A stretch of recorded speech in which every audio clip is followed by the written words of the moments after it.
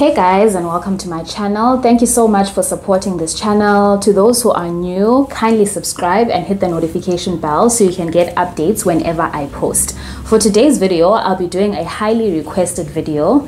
At this point in my life, highly requested means requested by 2 people. I'm going to be taking you through my skincare routine and some of the products which helped to clear the hectic breakout I had last year and the beginning of this year.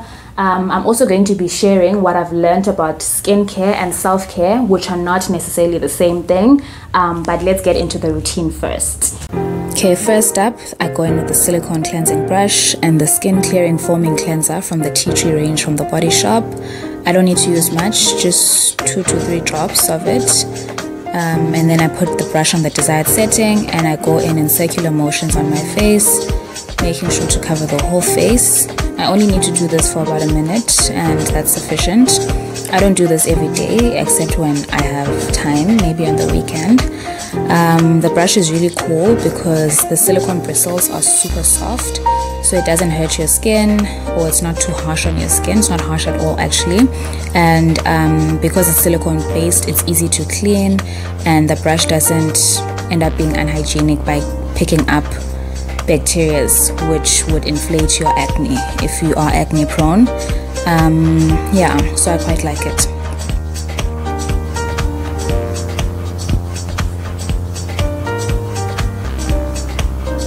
After rinsing my face, I pat dry it with a clean towel. As you can see, I'm being very gentle. I don't want to be harsh on my skin. Then I go in with a mask, this Energizing Radiance mask. It just revives your skin when you're feeling tired, and I feel like it makes you look less tired. I don't know if that's in my head, but I quite like it. To avoid wasting product, I just go in with a brush, but I mean, you can use your fingers. It's really not a big deal. And I just apply a thin layer all over my face, as shown in the video, to make it go a long way and save your coin. Yeah, it does have a bit of a tingling sensation, but I feel like that's the power of the product coming to life. Yeah, I just cover my entire face and I don't get too close to the eye area in case anything happens.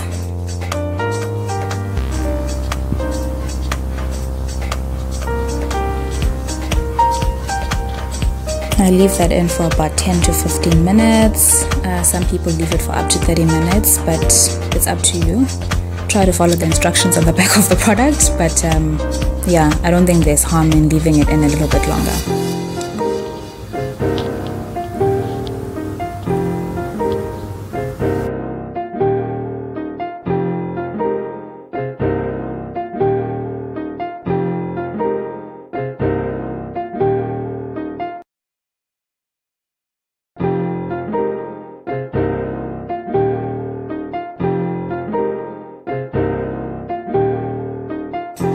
Okay, I've rinsed off my face and now I'm pat drying with a towel again in preparation for the next step, which is toning.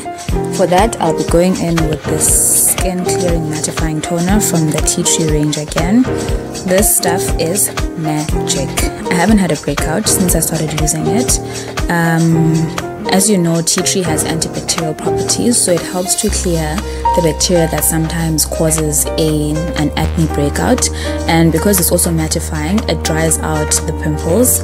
I had excessively oily skin when I was breaking out all the time, so it didn't make me look weird if it was drying out the pimples. So I just go in all over my face with a cotton pad.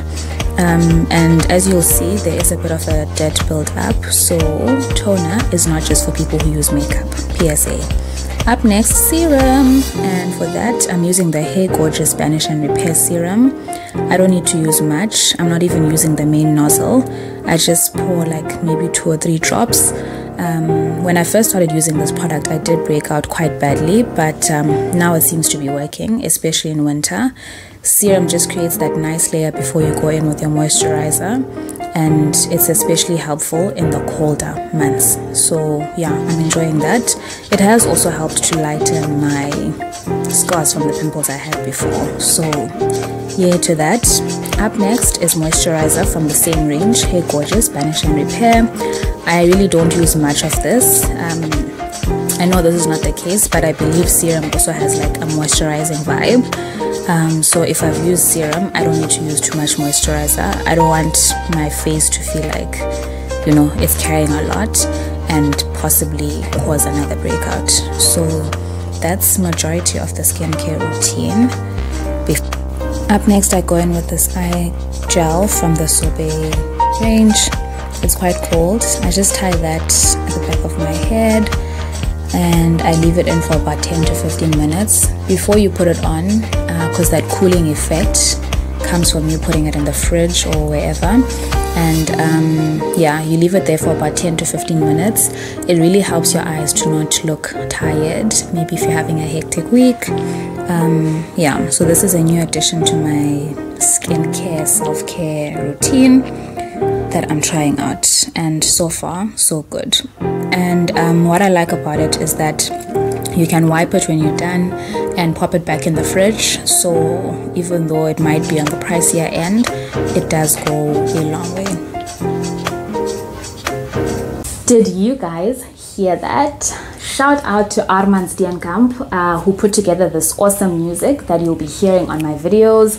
If you want something similar done for your channel or whatever platform you need to use it on, reach out to him. I will link his details in the comment box down below, in the description box down below. So that was the skincare part of the routine. I don't make time to do that like all of the time. It's nothing hectic, but just trying to be intentional about pampering my skin. For the rest of the video, let's talk self-care. So I had been feeling like super exhausted because of work deliverables and just messed up sleeping patterns since lockdown started. And I got to thinking, what does self-care really mean if I've got this routine, which I consider to be self-care, but I'm consistently feeling exhausted or sluggish and drained? So self-care is taking care of yourself. And taking care of your skin is one element of that, but it's not the whole thing.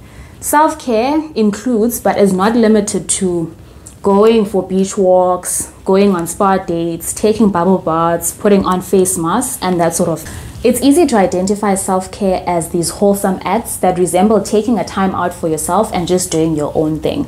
These things, however, do not necessarily mean that your well-being will be intact. Things can get quite stressful with work, studies, and just trying to maintain this idea of being well-rounded. So in addition to taking time to treating yourself to a form of relaxation, it's also important to understand that self-care stems from leading self and having healthy boundaries in place.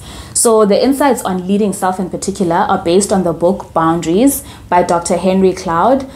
So do check that out if you want to learn a little bit more. Anyway, here are some insights on living self-care principles and what leading self means for me. Okay, so to start off, I just want to focus on some of the things that may already be obvious that we do try to practice in terms of self-care. I learned this cool acronym at my church, which is New Start, and it stands for nutrition, exercise, water, sunlight, temperance or restraint or moderation, fresh air, rest, and trusting in God. So those are basic self-care principles, and if you have these, they resemble like a holistic picture in terms of just trying to take care of your well-being. In addition to this, I just wanted to emphasize rest in particular. I know that it can get quite hard maybe to just take those breaks and take time out for yourself. Oftentimes people feel guilty about even taking those breaks because you feel like there's something you should be attending to that you're not. Rest is important, and you can't take on all of these other things that you want to accomplish if your body is not fueled and ready to take that on. So it's important to take a time out to rest. One of the things that I also wanted to talk about is learning to say no. Sometimes we just work ourselves into stress mode because we've taken on too much, because we don't have those healthy boundaries between us and others, and we haven't learned to communicate, to say, this is what I have capacity for, this is what's possible for me right now, to allow yourself to manage your time better and to manage the expectations of others. So learning to say no and communicating that quite clearly is important in your self-care journey. The next thing is just being obsessed with the idea of perfectionism. Like, you're not perfect. No one is, and no one expects you to be. I'm not trying to encourage complacency. Of course, it's important to always strive to be our best and to put our best foot forward, but you know, it's okay to make mistakes and to learn from those mistakes. And you're not always going to be like on top of everything, which is this thing that we're consistently striving for. One of the things that I also wanted to emphasize is just learning to let go of negative self-talk. Sometimes it's not even the associations we find ourselves with or the company we keep, but I don't know, maybe it stems from your childhood or whatever other experiences that you've had, just consistently feeling like you're falling short of an imaginary standard. So as soon as you learn to perfect, to talk yourself out of those thoughts, I think that's a good part of self-care. I don't know how, but yeah, just knowing that you're much more than your outputs and some of the things that you're responsible for, I think will also help to channel your mind. I think also linked to that, understanding that you are not your work. Your worth is so much more than that, and as soon as you understand that, you begin to pour that energy into your work and it shows. I also just wanted to re-emphasize again just the company you keep and being intentional about where you invest your time and your energy. If you're consistently investing your time and energy in things that don't leave you feeling positive or just feeling hopeful and, you know, accomplished and just happy, then you're not going to get to a space where you're taking care of yourself and your well-being is intact. So you just need to be mindful, and even when you are intentional about that, just also monitoring how you feel when you've been in certain spaces, or how doing certain things or having certain practices leaves you feeling. The next thing is planning your time so you're not consistently under pressure for major deliverables. I did touch on procrastination and sometimes being lazy in the video I put up last week, so do check that out if that's an area you still need to master.